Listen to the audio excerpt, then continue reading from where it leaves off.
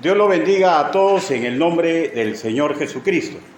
Hoy estamos cerrando la serie Los Vendavales de la Vida y nos vamos a abocar específicamente al motivo por el cual se tuvo que dar el sufrimiento de Jesús de Nazaret, el Cristo, y la magnífica consecuencia para los integrantes de la iglesia, o sea, nosotros, los hijos adoptivos del Señor. Ahora, si usted no comprende lo que significa ser hijo adoptivo de Dios, es muy probable que usted no lo sea. Y si es así, al final del culto, si usted desea, podemos tener una breve conversación. Para apreciar la exposición del día de hoy, para apreciar y no olvidar que nuestra victoria final sobre la muerte y el pecado le costó dolor inmenso como nunca un ser nacido de mujer ha sufrido ni sufrirá. Y ese fue el dolor que tuvo Jesús de Nazaret. Recordemos algunos conceptos que fueron expuestos en la prédica que antecedió. Isaías lo nombró varón de dolores, y no pensemos que esto solamente se suscribe a lo más conocido de su vía crucis, pasión y muerte del Señor Jesús, pues hay más, y estamos simplemente recordando. Recordamos la exposición pasada, y hoy día volvemos a hacerlo, que Jesús de Nazaret tuvo un dolor incomparable que ninguno de nosotros podrá nunca sufrir ni sentir. Y estoy hablando que conforme se acercaba más y más a la muerte en el Calvario de la cruz, desde Getsemaní comenzó a manifestar un inmenso dolor incomparable. Y era a mérito que él sabía que por un tiempo indeterminado él tendría que separarse del Padre y del Espíritu Santo, porque Jesús absolvería todo el pecado de la humanidad. No que el Padre estuviera enojado con él, no que el Espíritu Santo estuviera contrariado o consternido por él, pues Jesús nunca pecó, nunca hizo daño. Por lo contrario, el único justo, Dios hecho hombre, muerto en la cruz del Calvario por voluntad propia, por los injustos. Primera de Pedro, capítulo 3, versículo 18.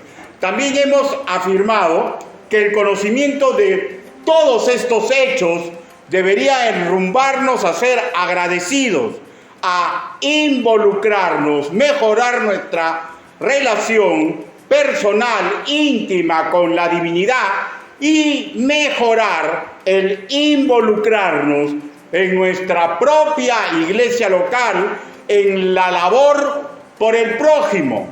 ¿Quién es el prójimo? Desde su esposa, su hijo, vecino y el hermano. Todo ser humano fuera de mi individualidad es mi prójimo. Sin más, entremos al cuerpo del sermón, pero antes de entregarle la subdivisión de la entrega del día de hoy, permítame dirigirlos en una oración congregacional. Inclinen su rostro, por favor. Bendito Padre Celestial, mis hermanos aquí reunidos comprenden a cabalidad que no existe hombre digno de predicar su evangelio. Señor, pero hoy usted me está permitiendo ser su vocero. Hable, Señor Yahvé.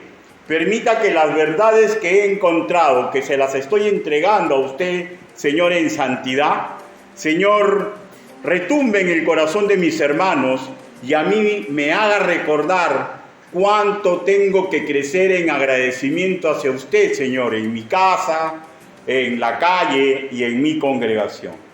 Así le pedimos, Señor, que alumbre nuestros corazones en el nombre bendito del Señor Jesucristo. Amén. La primera subdivisión. ¿Por qué sufrió en la cruz el Señor Jesús? ¿Por qué sufrió en la cruz el Señor Jesús?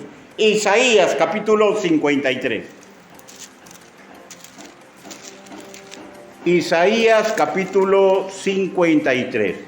versículo del 4 al 6. Dice: ciertamente llevó Él nuestras enfermedades y sufrió nuestros dolores, y nosotros le tuvimos por azotado, por herido de Dios y abatido. Mas Él herido fue por nuestras rebeliones, molido por nuestros pecados.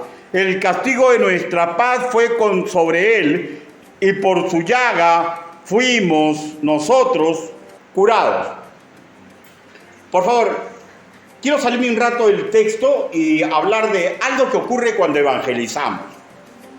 Cuando nos evangelizamos, a veces nos topamos con personas muy lógicas y otras veces con personas que han tenido contacto con las Escrituras, y ambos coinciden que es ilógico que los seres humanos de todos los tiempos estén pagando lo que hicieron en el pasado Adán y Eva. Y como que da la sensación que las Escrituras le dan la razón, porque hay un versículo que dice así, escuche, Ezequiel capítulo 18 versículo 20, no lo busque, escuche: el alma que pecare, esa morirá. El Hijo no llevará el pecado del Padre, ni el Padre llevará el pecado del Hijo, y la justicia del justo sobre él, y la impiedad del impío será sobre él. O sea, individualiza el pecado.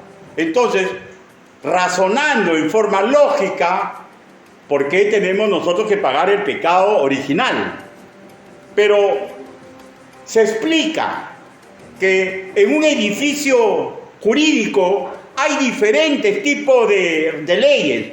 Por lo tanto, la cuestión del pecado original es una cuestión de una herencia negativa, como existen herencias positivas.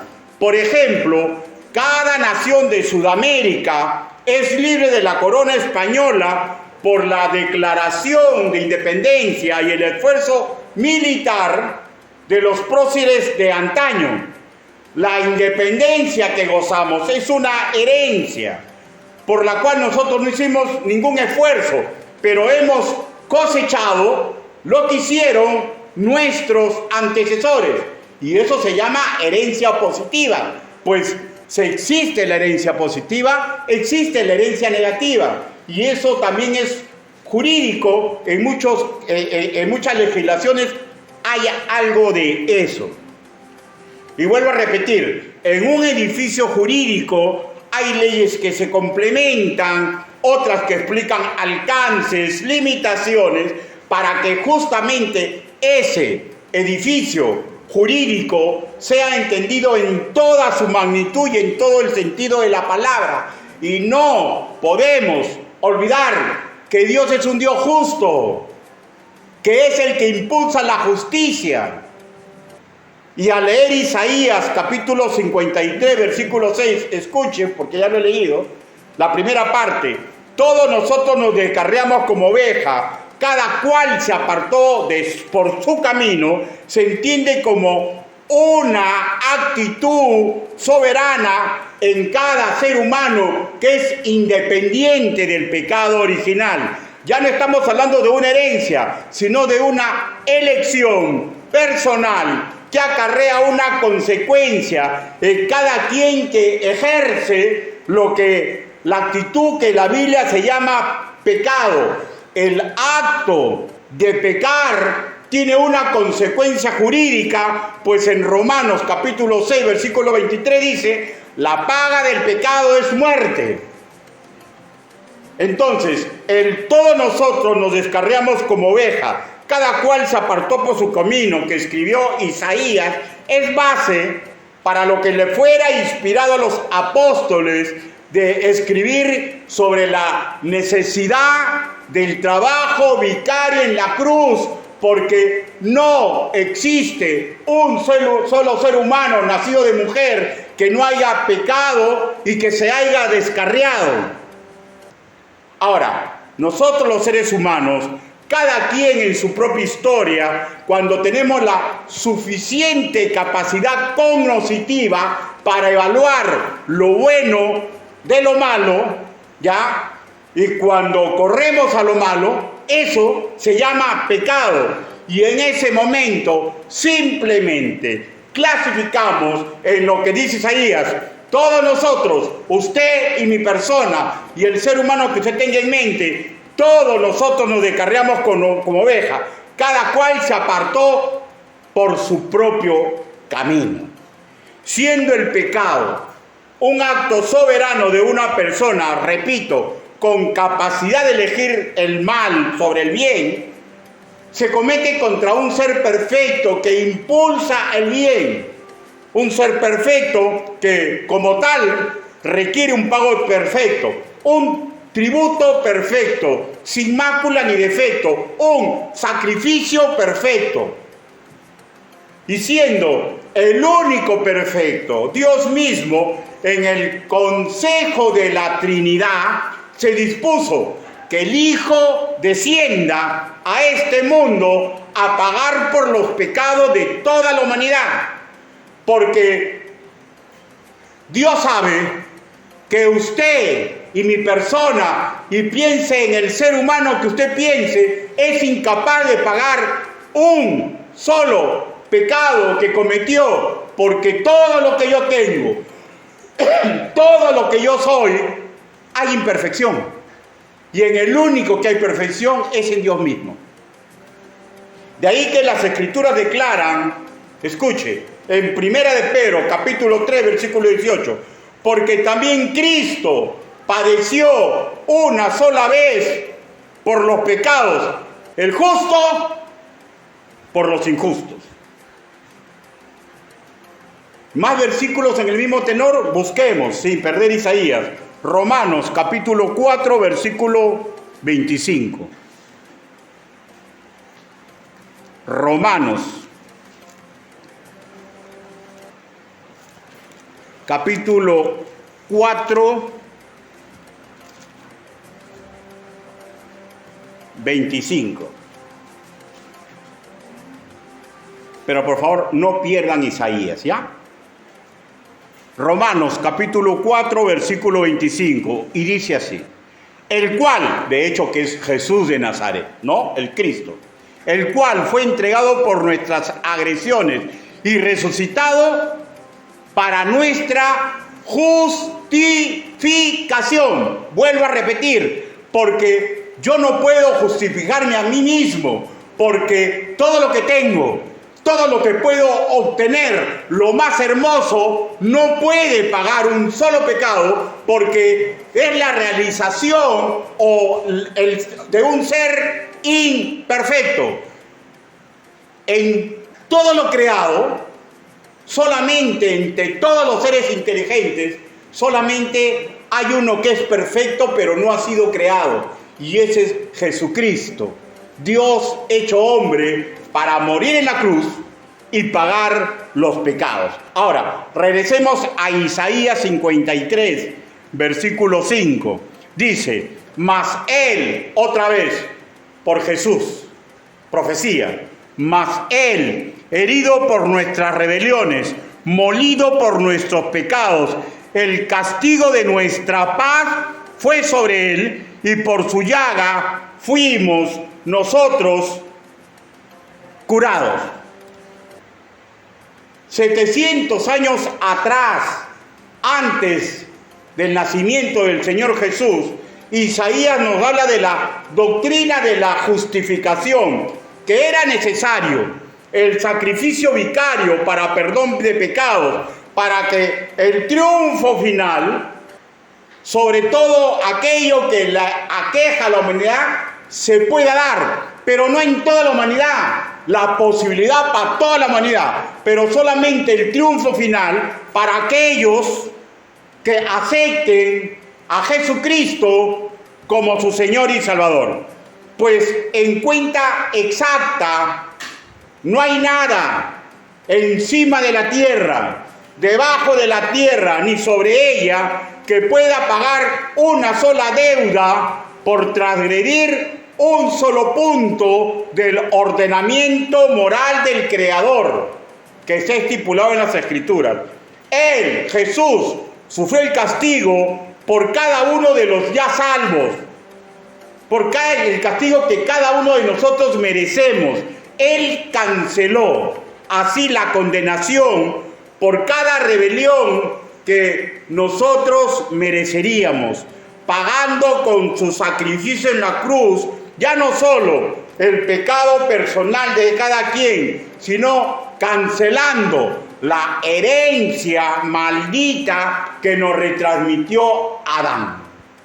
O sea, no estoy hablando de que no podemos pecar, estoy hablando que a consecuencia del pecado original y a consecuencia del pecado que cometemos, nuestro destino debería ser el infierno. Romanos capítulo 5. Romanos capítulo 5, sin perder Isaías, versículo del 17 al 18.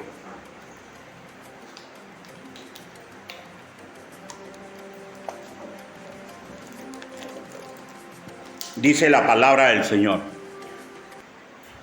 Romanos capítulo 5, versículo 17. Pues si por la transgresión de uno solo reinó la muerte, mucho más reinará en vida por uno solo, Jesucristo, los que reciben la abundancia de la gracia y el don de la justicia. Así que, como por la transgresión de uno vino la condenación a todos los hombres, de la misma manera, por la justicia de uno, vino a todos los hombres la justificación de vida. Ahí está, a disposición de toda la humanidad. Lo triste y lamentable es que muchos que son predicados mediante la palabra del Señor, lo hacen a un lado.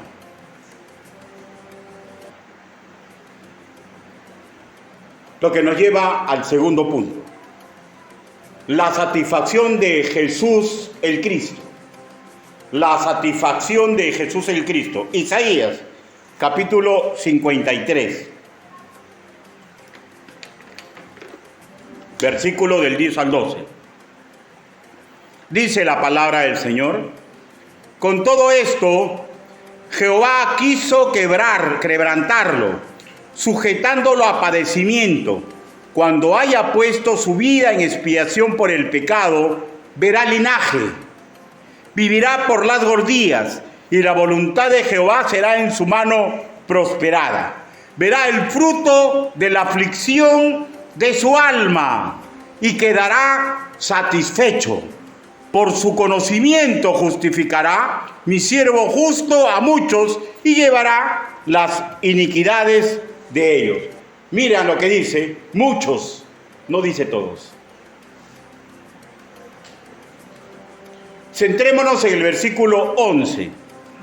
Verá el fruto de la aflicción de su alma y quedará satisfecho. Por su conocimiento justificará mi siervo justo a muchos y llevará las iniquidades de ellos.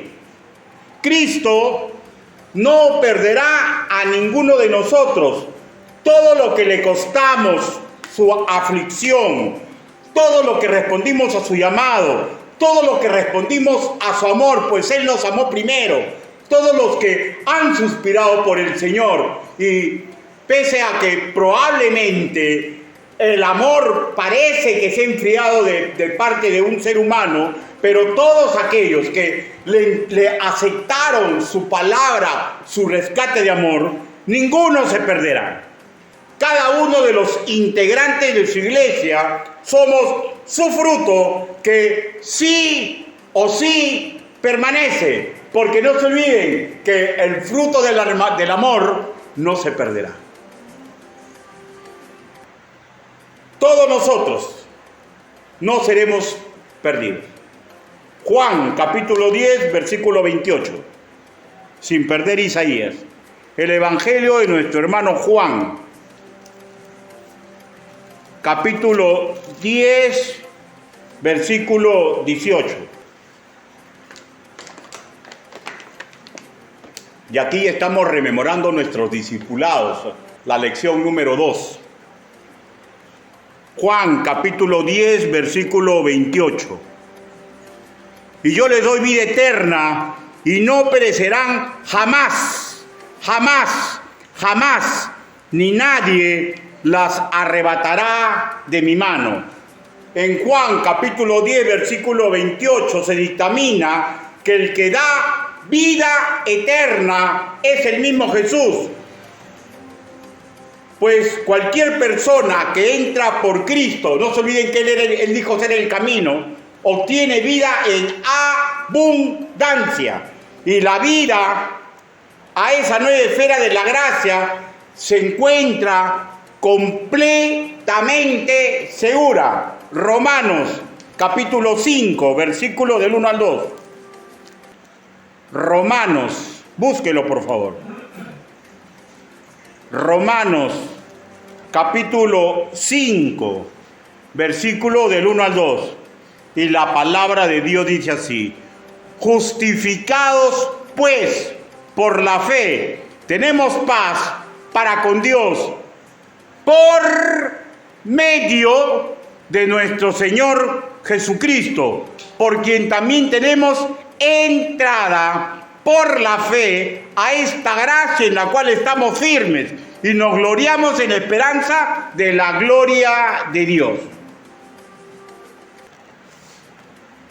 O sea, ¿estamos firmes por nosotros mismos o estamos firmes por el trabajo vicario del Señor Jesucristo en la cruz?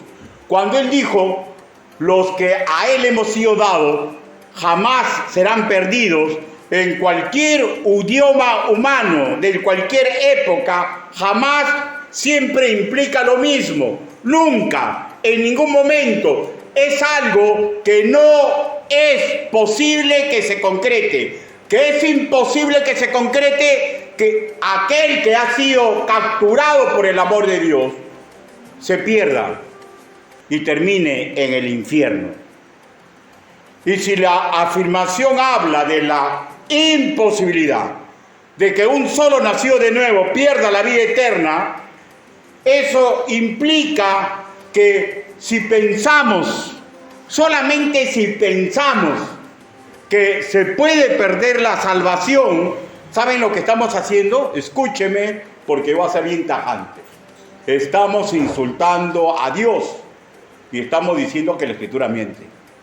Ahora, ¿por eso se perderá la salvación? No, porque Dios sabe que engañoso es nuestro corazón. Y cuando el corazón engaña, cuando uno está llevando a su vida leche que es adulterada, cuando te dicen que la salvación se pierde, cuando tu mismo corazón te engaña, ya no es ideas extrañas que meten a tu mente, sino tú te sientes cochino porque te das cuenta que paras pecando y paras pecando y paras pecando, y te doy la noticia: todos pecamos más de 2 veces en un solo día. Pero nada de eso puede hacer que perdamos la salvación, porque si nosotros decimos que perdemos la salvación, estamos simplemente insultando a Jesús y le estamos diciendo mentiroso. Y en ese mismo versículo de Juan capítulo 10, versículo 28, no lo busque, escúcheme. En un versículo más adelante habla del Padre. Dice: mi Padre que me las dio es mayor que todos y nadie las puede arrebatar de la mano de mi Padre. O sea, si alguien dice que la salvación se puede perder, simplemente también está insultando al Padre. ¿Ya?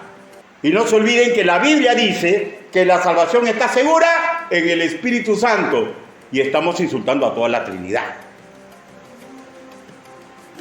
Porque si uno solo de nosotros nos perdemos, significaría que el Padre no es todopoderoso, y en la práctica estamos diciendo que no es Dios.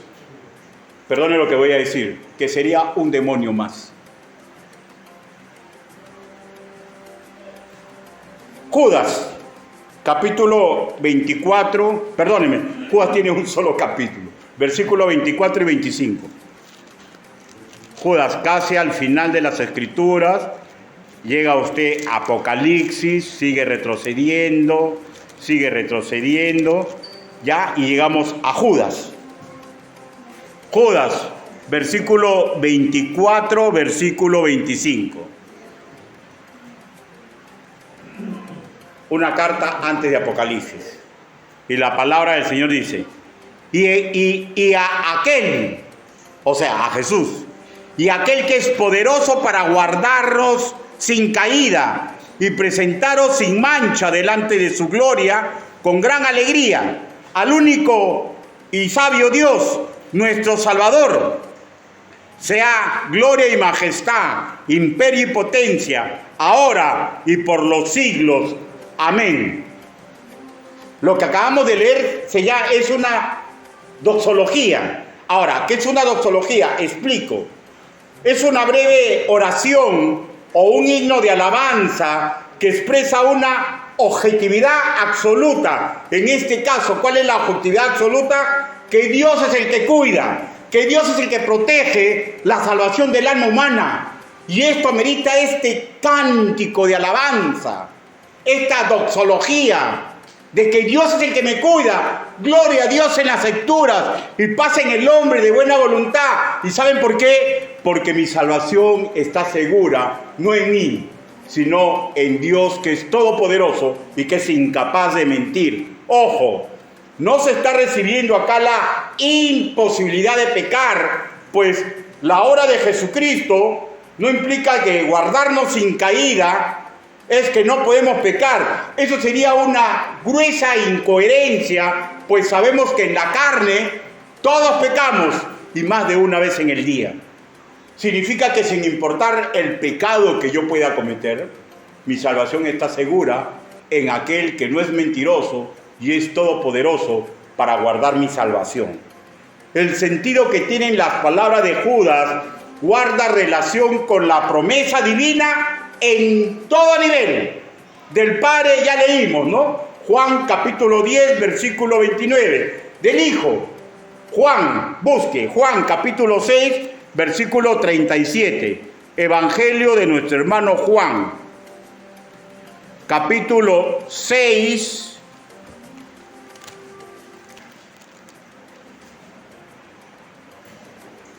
versículo 37.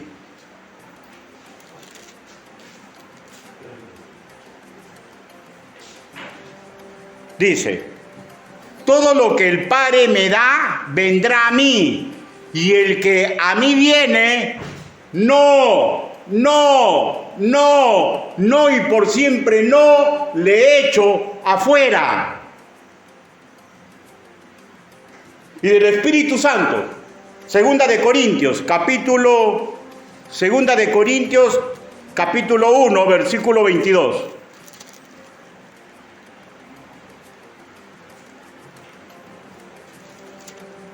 Segunda de Corintios, capítulo 1, versículo 22. Dice la palabra de nuestro Señor, el cual también nos ha sellado y nos ha dado las arras del Espíritu en nuestros corazones. O sea, ¿qué es una arra? Un seguro. O sea, la doxología de Judas tiene razón de ser que la salvación del creyente está segura en el Padre, está segura en el Hijo y está segura en el Espíritu Santo. Cuando leemos sin mancha, habla de la promesa de Efesios capítulo 5, versículo 27, que está hablando de la transformación final y perfecta, no por acción humana, sino estamos hablando de la transformación que Él va a hacer cuando nos mande a llamar y nos haga cero basura espiritual, cero traumas y perfectos en un cuerpo perfecto como Jesús, porque tenemos que ir a la casa del Padre Celestial donde no puede entrar nada defectuoso. El delante de su gloria, ahí podría referirse a el momento culminante de ese arrebato, o puede referirse al tribunal de Cristo, o puede referirse a nuestra presencia sempiterna por los siglos de los siglos, o puede referirse a una línea de tiempo que abarca estos tres eventos. Pero delante de su gloria es que sí o sí un creyente va a estar en Él justificado por la sangre del Cordero muerto en la cruz. Pregunto, ¿cómo no alegrarse como Judas y hacer un himno de alabanza, una doxología, de que la salvación final depende únicamente por la gracia y por el amor de Dios. Por eso que en el versículo 25 de Judas le da gracias y alaba lo divino y a su santo ser por los siglos de los siglos. Regresemos a Isaías, capítulo 53, versículo 10, donde se profetiza que el Mesías, Jesús el Cristo, quedará satisfecho. ¿Por qué va a quedar satisfecho? Porque su trabajo no es en vano, porque ninguno de aquellos por los cuales Él murió perderemos la salvación. Por eso que Isaías capítulo 53 versículo 10 dice: verá linaje, vivirá por largos días y la voluntad de Jehová será en su mano prosperada.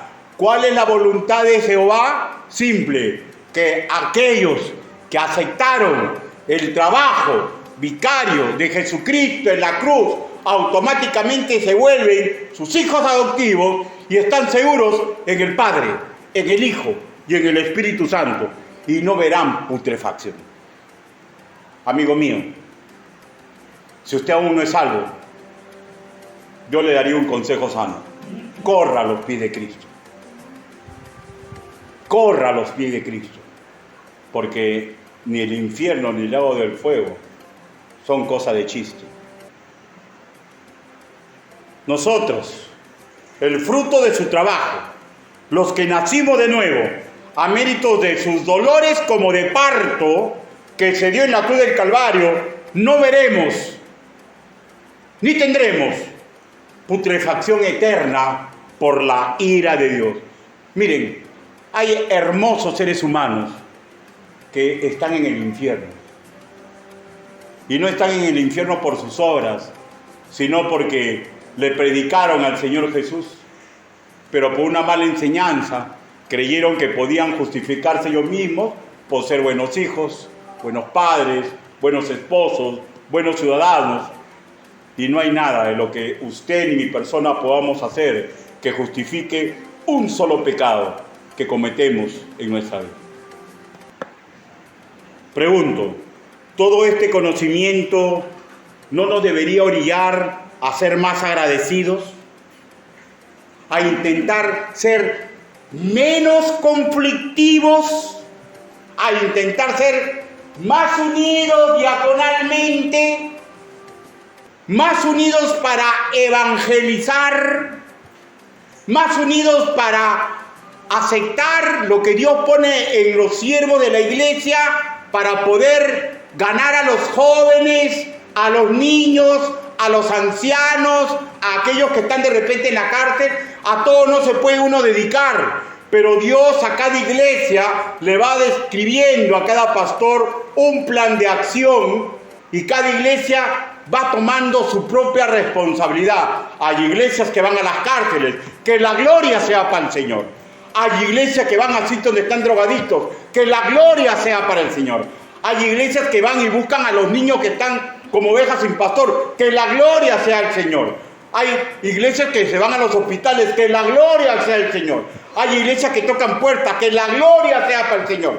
Hay hermanos, como hace Karina, que ponen los anuncios avisando que se va a predicar del Señor en su iglesia, que la gloria sea el Señor. Pero tenemos que unirnos detrás de los planes que salen de nuestra propia iglesia local.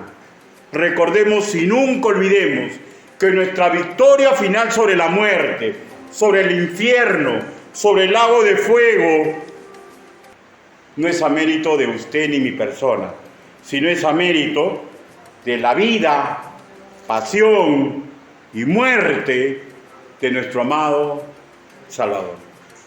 Y vuelvo a preguntar, ¿es tan difícil ser agradecidos y no unirnos para predicar del Evangelio de vida? Inclinen su rostro. Vamos a orar.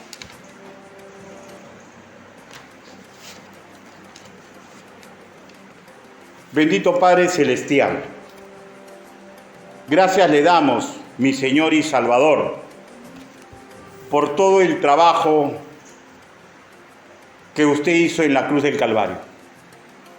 Señor, su muerte, mi Dios, su pasión, Señor, su sufrimiento, Señor, todo eso usted lo pudo evitar, pero usted no lo hizo, Señor, porque usted tenía presente a Ricardo, usted tenía presente a Silvia, usted tenía presente a JJ, usted tenía presente a Grecia, usted tenía presente a Ruth, a Samuel, a Kelly, a María, usted tenía presente a todos nosotros y tenía presente a todos aquellos, Señor, que están en la calle como ovejas sin pastor. Porque usted a todos nos ha dado la oportunidad y muchos hemos aceptado, Señor. Señor, ayúdenos a ser agradecidos, ayúdenos a ser generosos, para unirnos, Señor, para que otros tengan la oportunidad que en algún momento usted alumbró nuestro corazón y a mérito de eso hoy día somos salvos. Puede hacer que usted vuelva a repetir estas cosas, recién las esté escuchando, y puede hacer que usted sea devoto, puede hacer que usted simpatiza, pero puede hacer que usted todavía no ha sido adoptado por el Señor Jesús. Si ese es su caso, no tenga vergüenza, porque si ese es su caso, cada vez que alguien se arrepiente, cada vez que alguien corre a los pies de Cristo, se vuelve el invitado especial de toda la cristiandad. ¿Quiere usted hoy día recibir a Cristo como su Señor y Salvador personal? Hágame una señal y levante su mano. ¿Alguien desea recibir a Cristo como su Señor y Salvador personal? Quiero cambiar de invitación. ¿Puede usted hacer un esfuerzo para mejorar en su casa, en su trabajo, en su vecindario, en la iglesia? Para poner en consideración, apoyar en la evangelización a todo nivel. No que todos vamos a hacer lo mismo. Es el deseo, el sentimiento de agradecimiento. ¿Quiere usted ser agradecido con el Señor? Yo sé que es una lucha. Yo sé que es una lucha. Pero si usted quiere ser agradecido, considere que usted es salvo por gracia, porque en el pasado alguien le dio la oportunidad. Demos la oportunidad a otros. Vamos a orar. Bendito Padre Celestial, usted conoce nuestros corazones. Usted conoce, Señor, los impedimentos que cada uno de nosotros podemos tener, Señor. Ayúdenos, Señor, a superar todo ello, Señor. Ayúdenos a unirnos como congregación, mi Dios, para poder llevar a aquellos que aún no lo conocen a usted. Ayúdenos, Señor, para ser difusores de su bendito y perfecto plan de salvación. Estas cosas le pedimos, le suplicamos, en el nombre bendito del Señor Jesucristo. Amén.